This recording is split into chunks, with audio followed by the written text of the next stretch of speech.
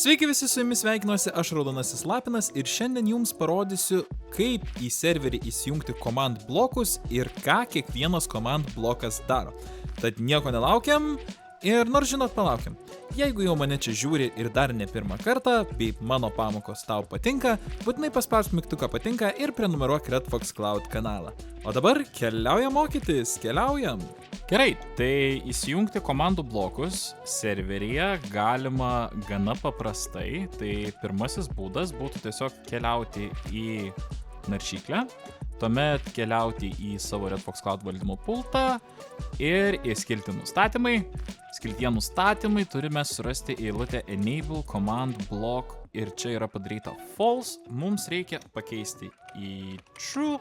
Išsaugoti serverį ir serverį būtinai perkrauti.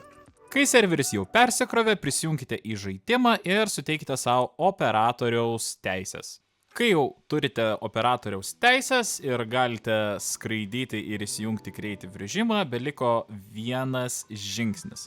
Iš esmės galite naudoti komandas, bet gana neseniai norėjau sakyti, bet jau ko gero jau senokai turbūt.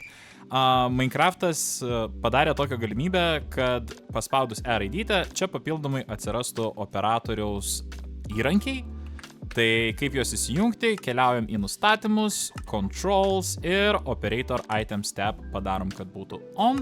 Tada spaudžiame done ir dabar jeigu paspausime R-raidytę, štai čia matome visus command blokus, structure blokus ir netgi šviesos blokus.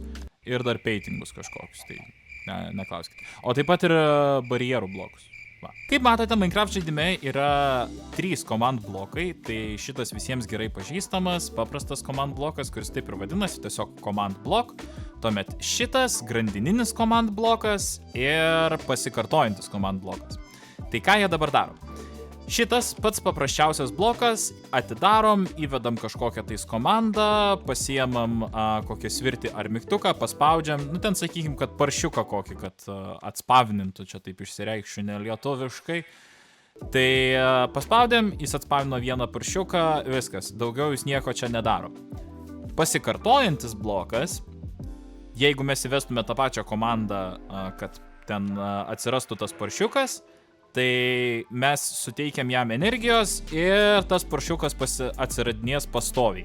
Reiškia, kad labai daug čia visur tų paršiukų vis spavnins ir spavnins vėl, atsiprašau, įsireikšiu nelietuviškai.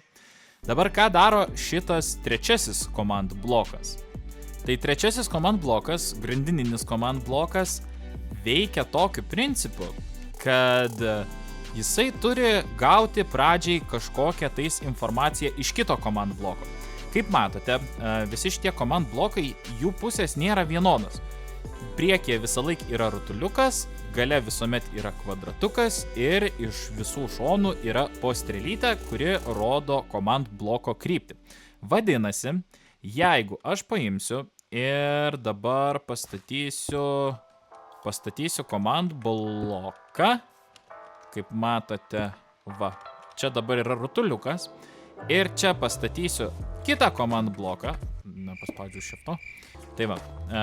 Šitas command blokas suveiks tik tada, kai suveiks va šitas command blokas. Vadinasi, čia mes galim įvesti kokią komandą, kad atsirastų paršiukas. Čia, kad atsirastų koks arkliukas. Ir arkliukas neatsiras tol, kol šitas command blokas negaus signalo ir neatrastins. Žodžiu, nuo šito command bloko neatsiras paršiukas. Tai ir va tokių visokių reakcijų galima pridaryti labai daug. Galima padaryti, kad šitas command blokas atranda, atspindi.